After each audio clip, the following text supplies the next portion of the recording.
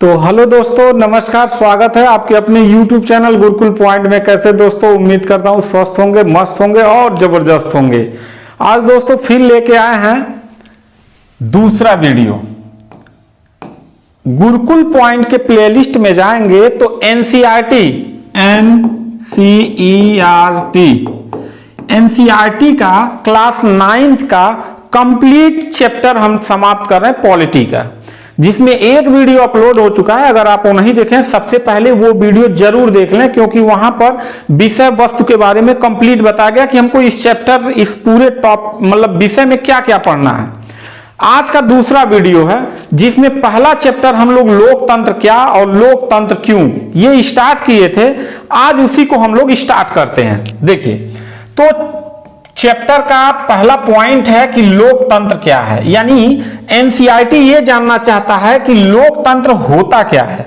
ठीक है, तो सबसे पहले हम समझेंगे कि लोकतंत्र का शाब्दिक अर्थ क्या होता है। शाब्दिक अर्थ क्या होता है, शब्दों में इसको क्या जानेंगे, लोकतंत्र मतलब क्या होता है। तो एक लाइन में हम बोलेंगे कि लोगों का शासन।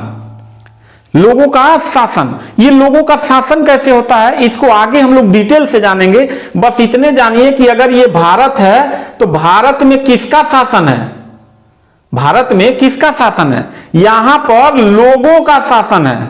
लोग लोकसभा में और लोग राज्यों के विधानसभा में एमपी और एमएलए को प्रत्यक्ष रूप से वोट डालते हैं और अप्रत्यक्ष रूप से लोकतंत्र को अपनाते हुए अपनी प्रतिनिधि को चुनते हैं। और वो प्रतिनिधि दिल्ली में जाके जो है लोकसभा में बैठेंगे, और राज्यों में, जैसे मान लीजिए हम यूपी से हैं तो यूपी के विधानसभा में बैठेंगे। वो हमारे लिए नियम कानून और सारी व्यवस्था करेंगे। ठीक है, तो लोगों का शासन है। अब इसको देखेंगे कि लोगों के शासन का मतलब क्या होता है।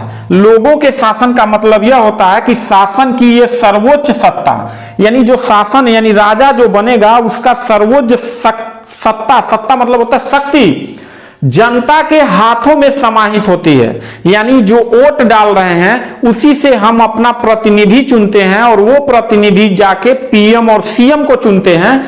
तो असली में शासन कौन कर रहा है, लोग ही तो कर रहे हैं ना। तो असली सत्ता किसके पास होती है, जनता के पास होती है, जनता के हाथों में होती है। अगर आप अच्छा काम करेंगे तो 5 साल बाद जो है फिर आपको चुनाव जिताएगी जनता।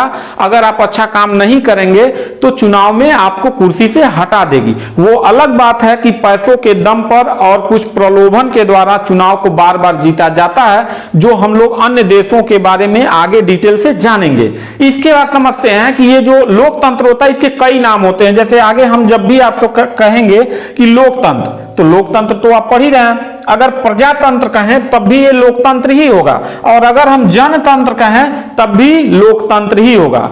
लोक मतलब लोग, प्रजा मतलब लोग, और जन मतलब लोग। तो ये लोकतंत्र के 3 नाम हैं, एक है लोकतंत्र, एक प्रजातंत्र और एक जनतंत्र। ठीक, अब इसका देखते हैं शाब्दिक अर्थ क्या होता है। तो देखो, अंग्रेजी भाषा में इसको डेमोक्रेसी बोला जाता है। अंग्रेजी भाषा का जो बोला जाता है लोकतंत्र, उसको डेमोक्रेसी बोला जाता है। और यह यूनानी भाषा के 2 शब्दों से मिलकर बना है। ये यूनानी भाषा का शब्द है डेमोस, और एक है क्रेसिया। एक क्या है, क्रेसिया है। तो डेमोस का अर्थ होता है जनता, और क्रेसिया का अर्थ होता है शक्ति या शासन। यानी डेमोक्रेसी 2 शब्दों से मिलकर बना है। ये अंग्रेजी का शब्द है, और यह यूनानी भाषा के 2 शब्दों से मिलकर बना है। डेमास और क्रेसिया से मिलकर बना है।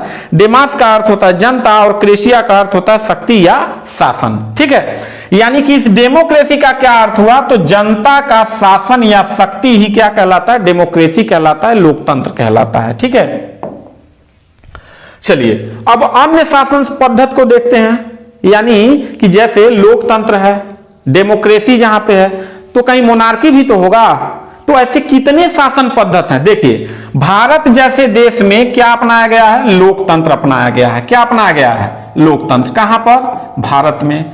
यानी भारत अब प्रत्यक्ष चुनाव में भाग लेती है, डायरेक्ट वोट डालने जाती है, और लोकतंत्र का अप्रत्यक्ष विधि द्वारा, यानी अपना प्रतिनिधि चुनती है और लोकसभा और विधानसभाओं में भेजती है। वो लोकतंत्र का एक पद्धति हो गया कि भारत में कैसा शासन है, लोकतांत्रिक है। एक होता है राजतंत्र। अब देखिए, राजतंत्र और जनतंत्र में कंफ्यूजन हो जाता है। राजतंत्र मतलब वो होता है कि जहां का शासन कौन संभालेगा, राजा संभालेगा।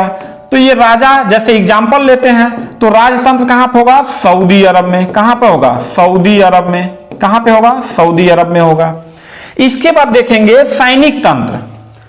यही सैनिक तंत्र कभी कभी तख्ता पलट कर देता है। आगे हम लोग पाकिस्तान का जब डेमोक्रेसी देखेंगे, जब म्यांमार का देखेंगे, तो वहां पे मतलब अभी प्रेजेंट टाइम में आप देखे होंगे म्यांमार में सैनिक तंत्र है, यानी सेना का शासन।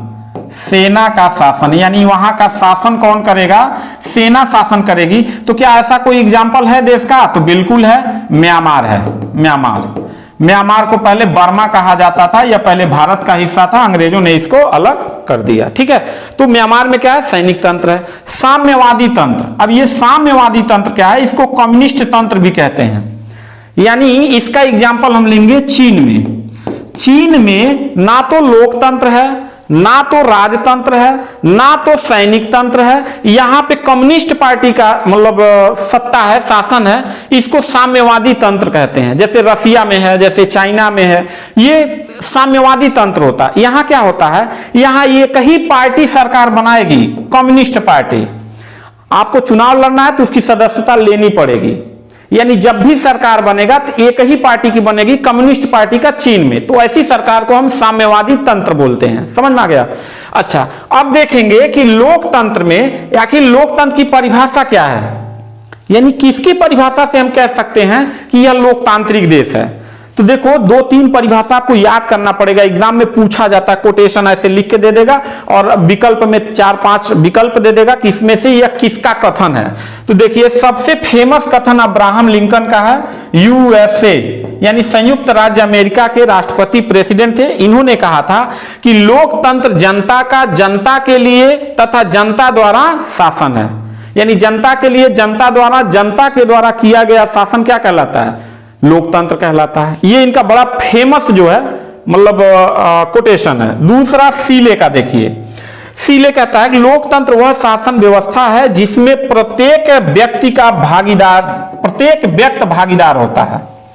यानी देश में कोई भी व्यवस्था की जाएगी, कोई भी कानून बदला जाएगा, कोई भी कानून नया लिखा जाएगा, कोई भी कानून संशोधन किया जाएगा, देश में कितना आर्थिक योजनाएं बनाई जाएंगी, उसमें भागीदार प्रत्येक व्यक्ति होगा।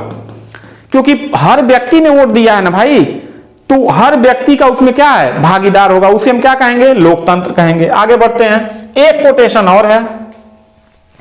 एक कोटेशन प्रोफेसर हार्नशा का है, यह भी बहुत इंपॉर्टेंट है, ध्यान से सुनिए।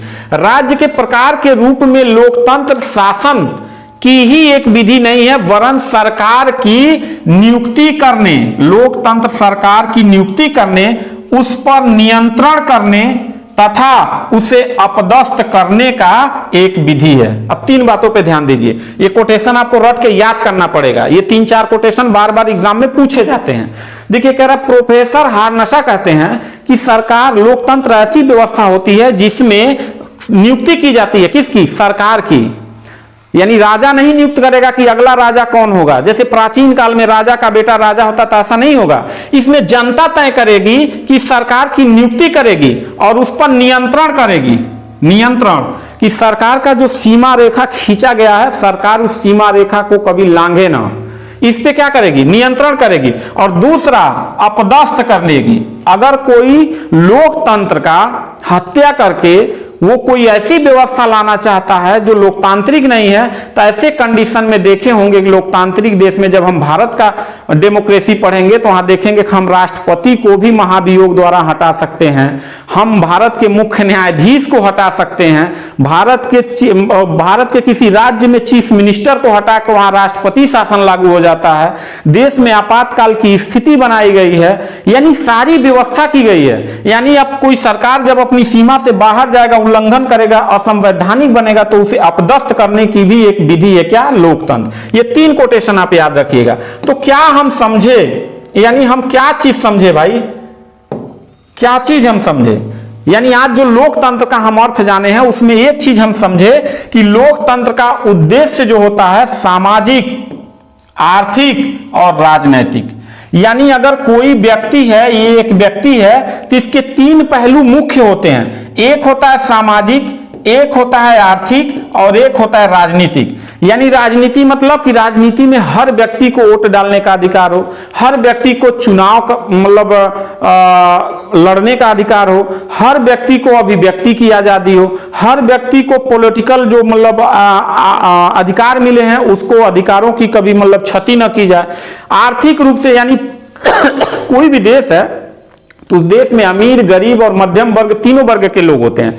तो किसी भी लोकतंत्र का मतलब होता है कि वहां के नागरिकों को आर्थिक रूप से समानता देना, और एक होता है सामाजिक रूप से मतलब क्या होता है, किसी भी देश में जैसे आप यूरोप में जाएंगे, किसी अन्य देश में जाएंगे तो दो भेद होता है, गोरे और काले का, श्वेत अश्वेत की लड़ाई है। कुछ ऐसे देश होते हैं जहां पे जातियों और उपजातियों की लड़ाई है। जैसे भारत जैसे देश में हम देखेंगे तो वहां पे कई जातियां हैं, उसकी कई उपजातियां बनाई गई हैं, आपस में ऊंच और नीच की भावना होती है।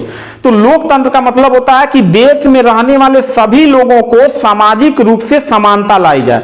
यानी इन तीनों पे कॉमन चीज क्या है कि इसका लोकतंत्र का उद्देश्य होता है सामाजिक, आर्थिक और राजनीतिक जीवन के विभिन्न क्षेत्रों में, यानी एक व्यक्ति के विभिन्न क्षेत्र होते हैं और तीनों से ही रिलेटेड होते हैं। या तो उसका कोई सामाजिक स्टेटस होता है, या तो आर्थिक होता है, या तो राजनीतिक होता है। इन तीन से हर व्यक्ति जूझता रहता है। तो इन तीनों में अधिकाधिक समानता की स्थिति पैदा करना ही लोकतंत्र होता है। ये बहुत इंपॉर्टेंट चीज है, इसको बार बार पढ़िएगा। लोकतंत्र का उद्देश्य सामाजिक, आर्थिक और राजनीतिक जीवन के विभिन्न क्षेत्रों में अधिकाधिक समानता की स्थिति को पैदा करना है। मेरी बात समझ पा रहे हैं, नहीं समझ पा रहे हैं? तो आज हम लोग जाने हैं केवल लोकतंत्र के विषय में कि लोकतंत्र क्या होता है। आई होप कि आप समझ गए होंगे लोकतंत्र के बारे में। उसका शाब्दिक अर्थ हमने बता दिया, उसके मतलब कई एग्जाम्पल बता दिए। और लोकतंत्र का मतलब होता है कि सामाजिक, आर्थिक और राजनीतिक रूप से अधिक समानता की स्थिति को पैदा करना ही क्या कहलाता है, लोकतंत्र कहलाता है। समझ में आ गया? मिलते हैं अगले वीडियो में, तब तक के लिए थैंक यू, धन्यवाद।